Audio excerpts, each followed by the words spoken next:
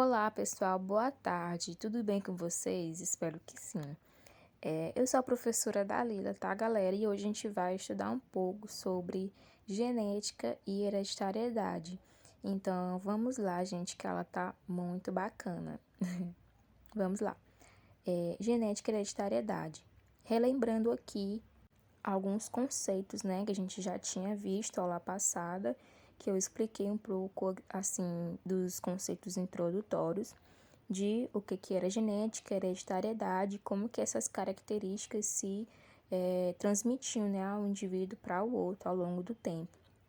E eu falei para vocês também que o gene é um segmento de uma molécula de DNA que vai ser responsável por essas características herdadas geneticamente, tá? É o gene que vai fazer essa transmissão, coisa que o Gregor Mendel não sabia naquela época.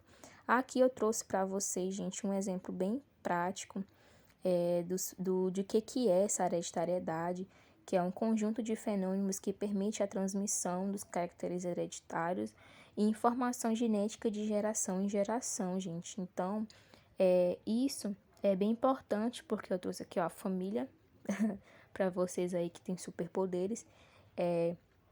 O pai e a mãe, eles dois tiveram esse conjunto, né, de genes dos pares principais para transmitir a característica para os seus filhos. Então, pela família que eles têm, todas de super-heróis, a gente pode perceber que ao decorrer do tempo, se os filhos também forem ter filhos e assim por diante, todos eles vão ter essa transmissão, né? Vão herdar essa característica dos progenitores iniciais. E a principal molécula que é responsável por essa característica é o nosso DNA, que vai estar aí transmitindo, que vai estar aí sendo responsável por essa características, tá, gente? Então, eu espero que vocês possam estar frisando esses aspectos que eu tô falando de acordo com essa família, porque isso é o que a gente chama de hereditariedade, da transmissão ao longo do tempo das suas características genéticas. Partindo aqui agora para os primeiros estudos de Mendel, já que a gente já entendeu um pouco de hereditariedade, ele foi nada mais nada menos do que o pai da genética, né, gente? Ele nasceu onde atualmente é a República Tcheca e entrou para o mosteiro onde era jovem, lá aprendeu ciências agrárias e várias técnicas de polinização artificial, que permitiu o cruzamento de várias espécies de plantas. Com seus experimentos, Mendel descobriu e respondeu a várias questões sobre hereditariedade, e o material que ele escolheu para ser usado na sua pesquisa foi a ervilha de cheiro, que é chamada cientificamente de Pisson sativum, que é na espécie dela, né? Então, por que que ele escolheu as ervilhas? Primeiramente, porque ela tem uma alta fecundação. Coloquei uma definição aqui para vocês, para quem não sabe o que é fecundação, é quando o espermatozoide se une ao óvulo e forma o zigoto, tá, gente?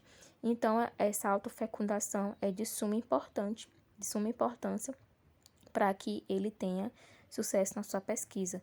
Não só como um ciclo de vida curto, porque já pensou se ele demorasse 9 meses para ter um resultado da sua primeira prova? Ele demoraria horrores para vários anos para conseguir fazer a observação da sua geração e isso demoraria muito tempo. E aí ele produz grande número de descendentes, que é um outro aspecto positivo, né? Porque para ter uma pesquisa efetiva, você precisa ter um número muito grande de resultado, um número muito grande de dados para ter uma confiança a mais, né? E as características eram fáceis de observar, ou seja, ervilhas verdes, ervilhas amarelas, rugosas, lisas. Mais na frente vocês vão entender o que eu quero dizer com isso, porque essas características eram bastante observadas. Então vamos lá, né, pessoal, para a primeira lei de Mendel entender aqui como que foi, como que funcionou. A primeira lei de Mendel foi estabelecida após a realização de um cruzamento com plantas chamadas puras pelo pesquisador. O que significa plantas puras? Plantas que, por mais que ele fizesse a fecundação entre elas, sempre iria dar amarela ou sempre iria dar verde. Então, como posso dizer, esses genitores, essa da geração parental, todos eles eram puros, tanto o verde quanto o amarelo, tá, gente?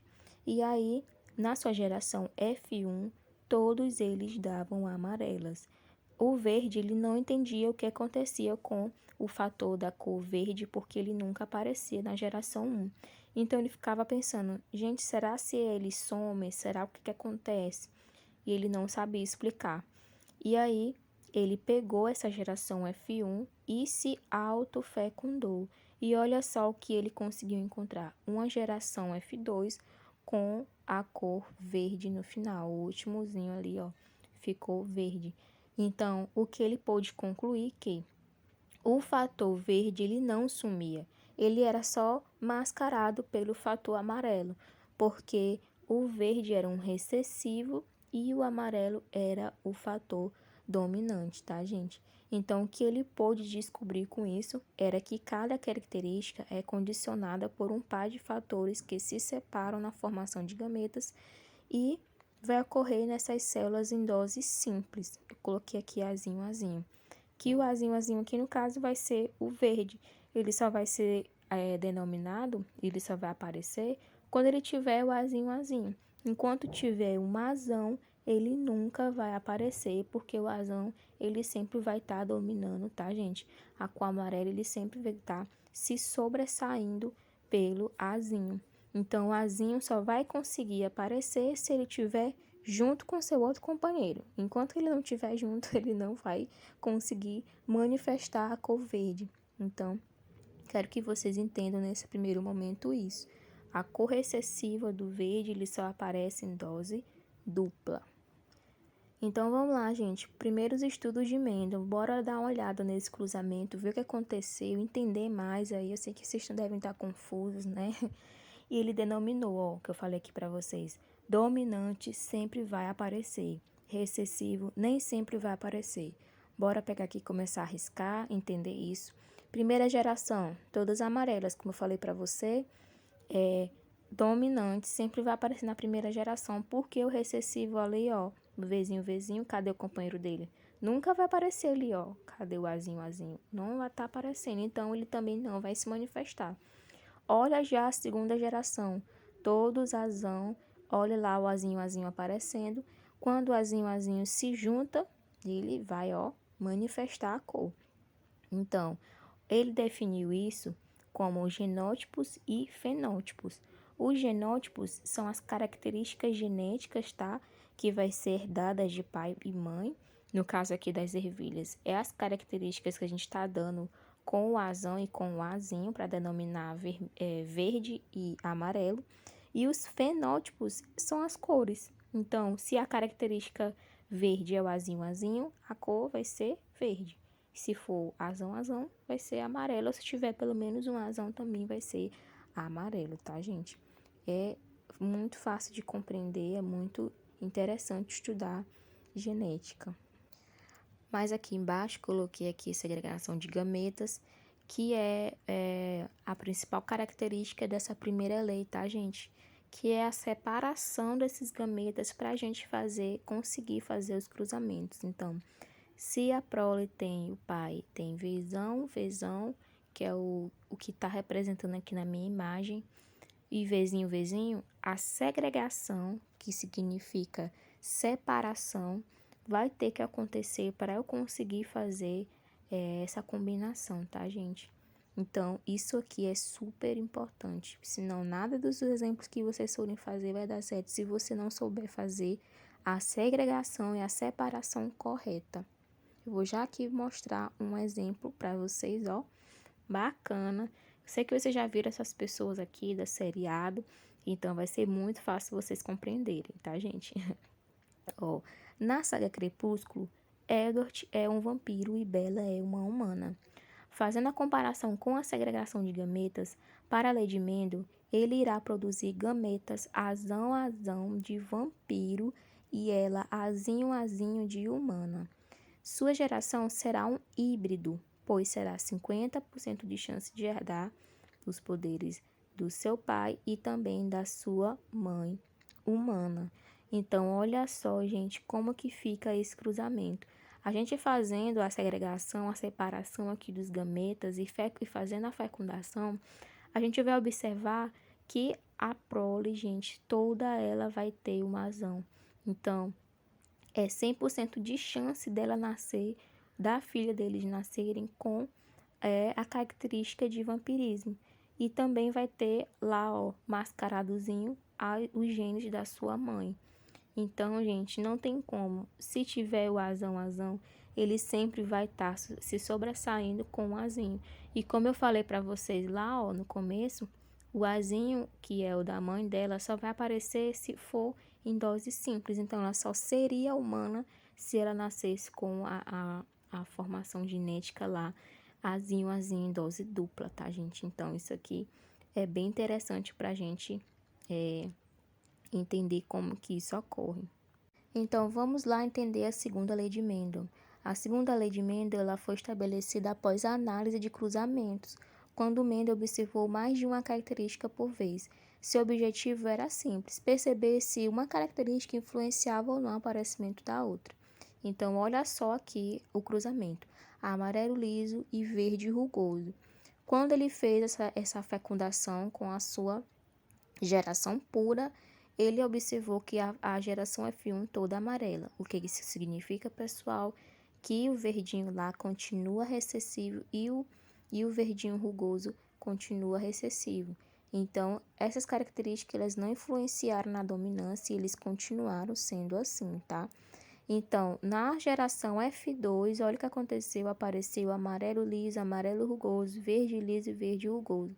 Então, já conseguimos aí a perceber que a recessividade do verde rugoso pôde aparecer novamente. E olha só, o verde também se manifestou na característica lisa que era dominante. Então, gente, isso foi surpreendente, foi fantástico.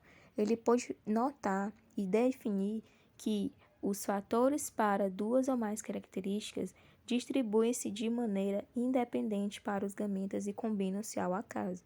Então, independente se for o dominante ou recessivo, essas características elas vão se combinarem ao acaso e vai aparecer independentemente. E isso sempre, sempre, sempre vai acontecer. Só ocorre toda vez. Só toda vez. Então, isso aqui é incrível, é impressionante como que ele conseguiu estudar esses fatores. Olha só como ocorre isso na vida humana, nos seres humanos. Trouxe aqui o exemplo do cariótipo, que é o conjunto de cromossomas característicos de cada espécie e que se mantém constante em todas as células da mesma espécie. E o que é o cariótipo humano? É constituído por 23 pares de cromossomos. Então, aqui você pode observar os 23 pares e o último lá, o 23, é a cromossoma sexual que dá a característica do sexo, né, gente? Então, eu coloquei aqui um quadrinho para vocês entenderem como que ocorre essa fecundação, como que é isso. Ó, a mulher só vai produzir o X e o homem vai produzir sempre o X e o Y. Então, quem dá a característica do sexo é o homem e não a mulher, porque ela sempre vai fazer a segregação do X e o homem X e Y. Bora lá para um exemplo prático para a gente ver como que ocorre, né, esse cruzamento para a gente fixar mais. Olha só, X, X, X e Y. Vamos fazer a segregação lá, a separação de gametas e a fecundação segundo a primeira lei de Mendel, né, gente? O que a gente vai fazer aqui? Ó, esse XX é da mãe e o XY é do seu pai, dos progenitores aqui, gente. Então, a gente vai sempre com calma, devagar. Vamos lá fazer, ó, X daqui da mamãe. O primeiro e o segundo também vai aqui para baixo, XX. Vamos lá para o outro, X, e lá o de cima, X. Quando a gente vai para o outro também, vamos lá fazer o cruzamento. Vou mudar aqui, ó, limpar aqui para a gente ver direitinho. Fazer o cruzamento, ó, o daqui de baixo vai se juntar com o Y lá de cima, X, Y. De novo, o de cima vai se juntar com o Y e vai formar X e Y. Então, gente, é muito simples. Olha só o que a gente resultou. Vamos ter 50% de chance de termos filhas mulheres e 50% de chance de termos filhos homens, tá bom, gente? Para vocês aí entenderem como que ocorre, muito simples, muito prático, só fazer várias vezes que vai dar certo. Olha só aqui a atividade para vocês, para a gente finalizar. Realize um texto resumo da aula com as ideias principais e com seu entendimento sobre genética e hereditariedade. Mudou alguma coisa, gente? Você conseguiu captar? Você conseguiu entender? Quero que você coloque isso no seu caderno, que você faça um resumo bem bacana dessa aula de hoje, tá, gente? Vamos lá, que eu quero bastante coisa. Obrigada, até a próxima aula e espero que vocês tenham compreendido agora alguns conceitos, né? Tenha reforçado já os seus conhecimentos sobre genética e hereditariedade. Muito obrigada, galera, e até a próxima aula.